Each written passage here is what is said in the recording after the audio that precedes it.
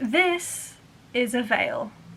It is not exclusive to paganism at all, but let's talk about headscarves and veils in paganism.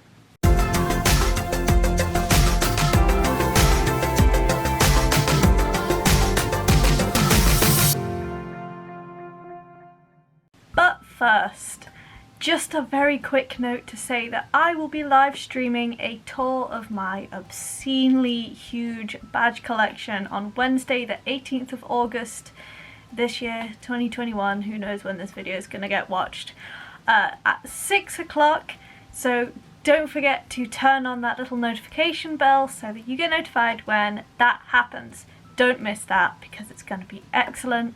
And if you're new here, don't forget to subscribe to my channel for more videos on paganism, although this is the first time in nearly 3 years that I've worn a veil, so it's probably not going to happen that much.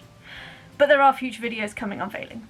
I also filmed this in a really weird order, so there will be a part 2 that's not really a part 2 about how I get my hair into the veil.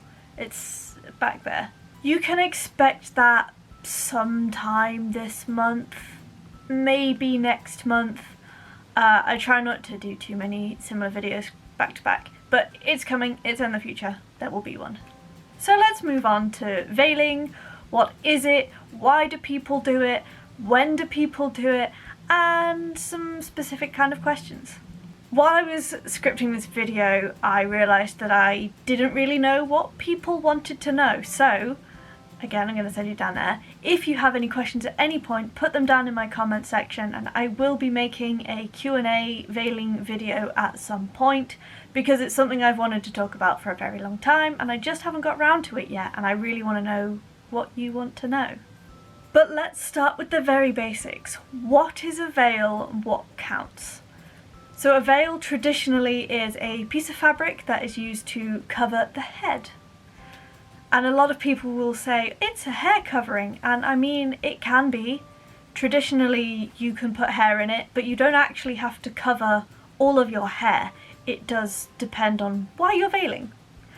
And not everybody is in a situation where they either are or they feel safe enough to completely cover their hair like this, or in any other headscarf.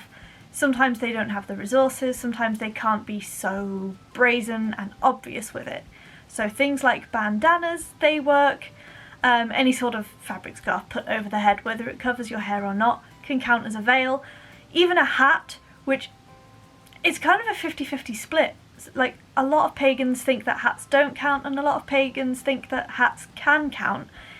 I personally think that they can if you're putting the intent in that it is a veil. Hello deities, this is my veil for the day. They are not going to judge you if a hat is all you have. And if a hat is all you are safe to wear, wear the hat. The hat is your veil. And also for disability, sensory and access reasons, you might not be able to cover your full hair or wear a scarf. Maybe a hat is the only option for you there. So what is veiling? Well, veiling is the practice of covering your head or your hair for spiritual reasons. That is as simple as I can make it, so let's talk about some of the reasons. Here we go. The biggest, most obvious reason, I think, personally for me, is to achieve connection in some way, shape or form with deity. So there are many ways that a veil comes into worshipping a specific deity or deity in general or spirituality in general. There are a number of goddesses across multiple pantheons which veil, and worshippers of these goddesses often feel that they are being asked or being called to take the veil for themselves, to either aid in their working together, or to show devotion or submission, or to just be a signifier of like, yes, I am joining your practice because you veil and I will veil to follow suit with that. For example, I veil because I felt the call from the Kyluk. She has requested that I wear my veil during spiritual practice with her. But I actually felt the call to veil years before I figured out the connection and why. I felt the call to veil before I even knew that veiling was a thing in the pagan faith. I felt it, put the scarf on, felt that it was right, did my research, and found that yes, veiling in paganism is a thing. But I still didn't put together that it was the Kyluk until perhaps last year, and it was a moment of, oh. Hestia is also a very popular name in the veiling community. I don't know anything about her, so I'm not going to talk about her. If Hestia is something that you want to know more about, we are on the glorious Tube of Yous, so you can search for people who do know about Hestia, or you can otherwise Google it. Sorry, I can't be of more help. I'm just not going to talk about a deity that I don't know much about. Another reason pagans may veil is to signify maturity. For paths that use the maiden, the mother, and the crone, veiling takes place in the mother sense. Veiling often signifies the mother phase by whichever parameter you define that as. Some pagans use menstruation as a milestone, some pagans use fertility and actually having a child as the milestone, some pagans use marriage as the milestone, some pagans just, when you feel the call, that is when you have matured into the mother phase. Some pagans wear the veil for protection. We carry a lot of spiritual energy in our heads. We have a chakra that sits up here, the crown chakra, and that is kind of where a lot of our magical, ritual energy comes from when we're doing spell work and ritual and other magical work.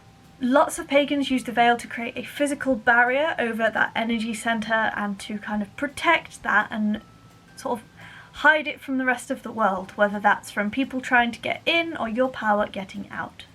It is a barrier between our spiritual energy centres and the outside world. This is particularly popular in empaths who feel everything to an extreme and they really pick up on other people's emotions. Wearing the veil can help dull that so they are not completely incapacitated by other people's feelings. I am not an empath, so that is probably not the best way to describe it. Please take notes of what empaths are from empaths. Some pagans wear the veil because it makes them feel empowered. It makes them feel good.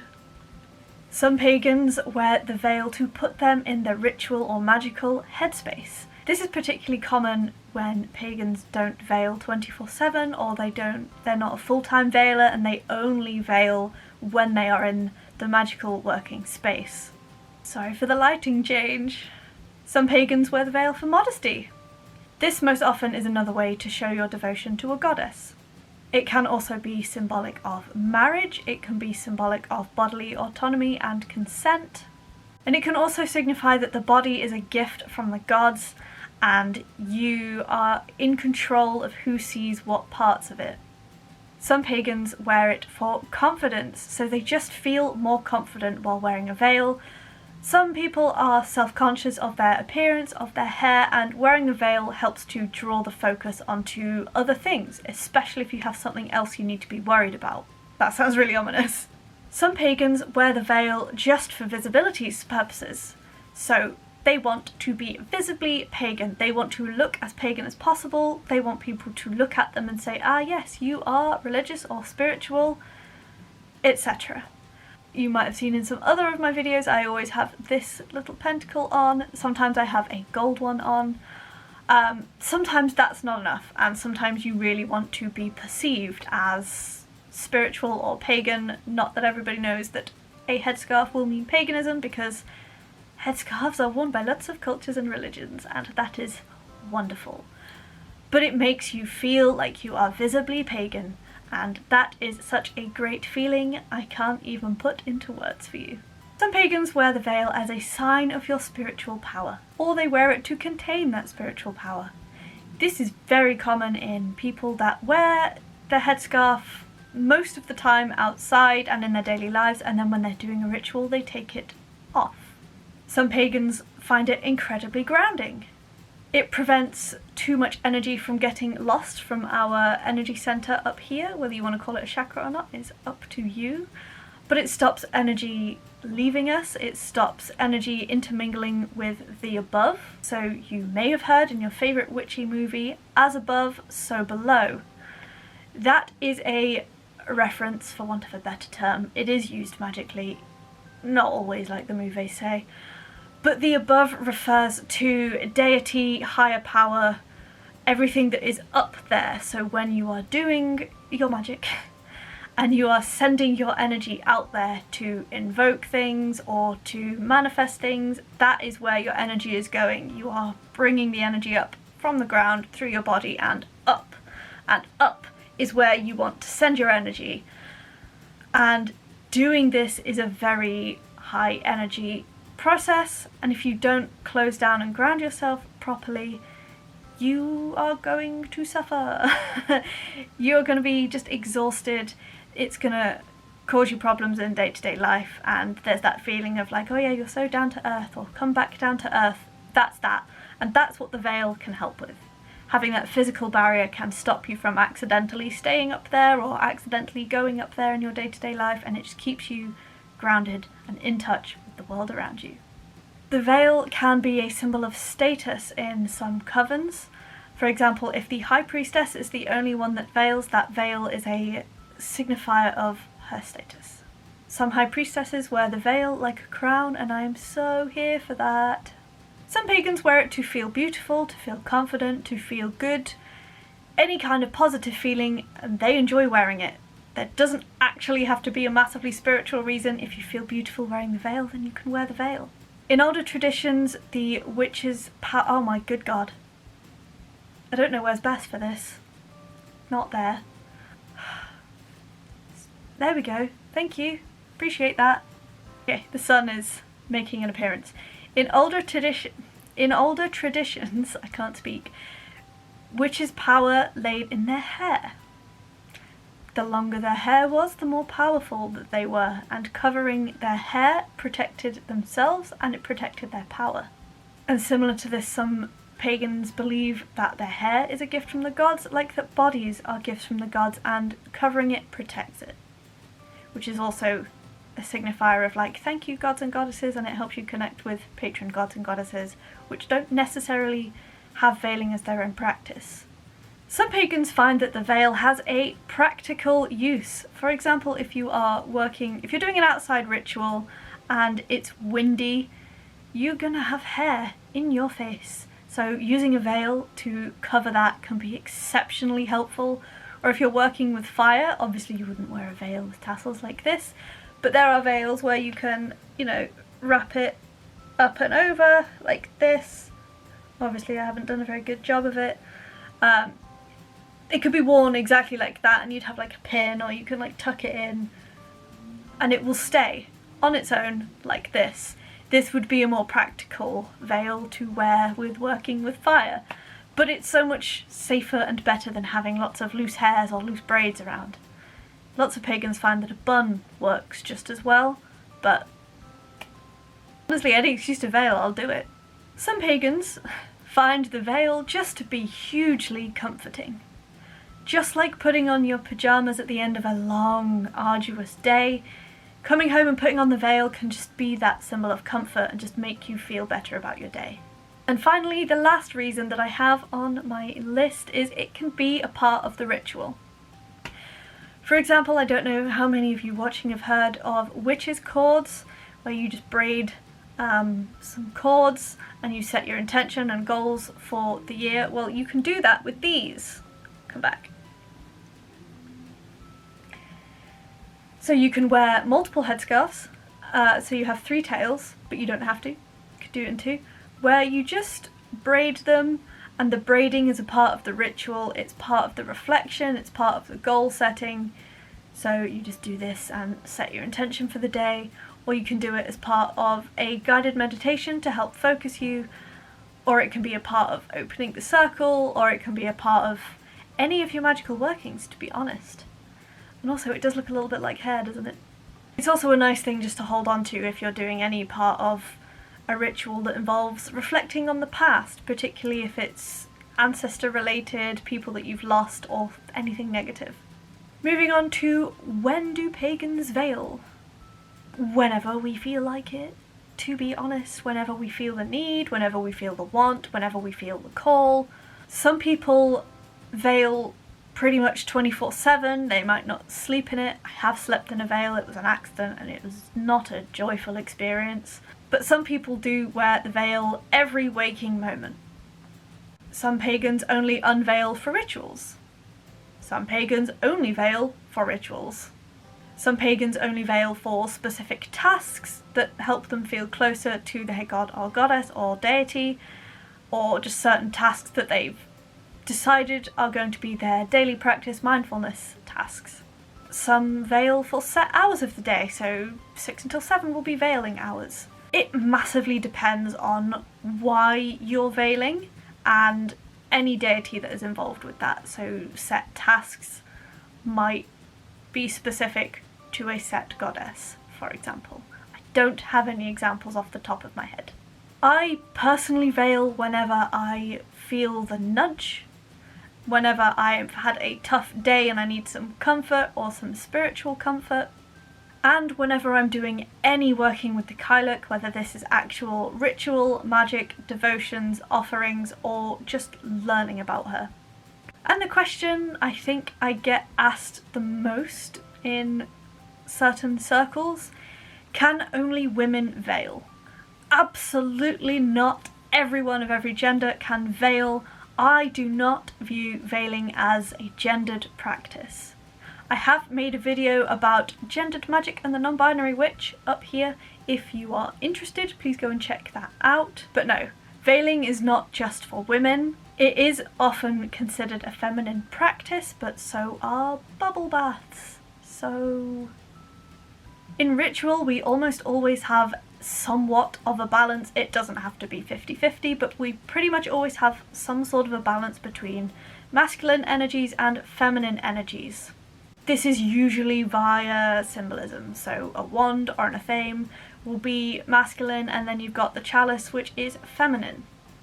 No points for guessing why. But a cis man can raise a chalice without having his masculinity questioned, so why can trans men and non-binary people not also veil? Or even cis men, why can they not veil either?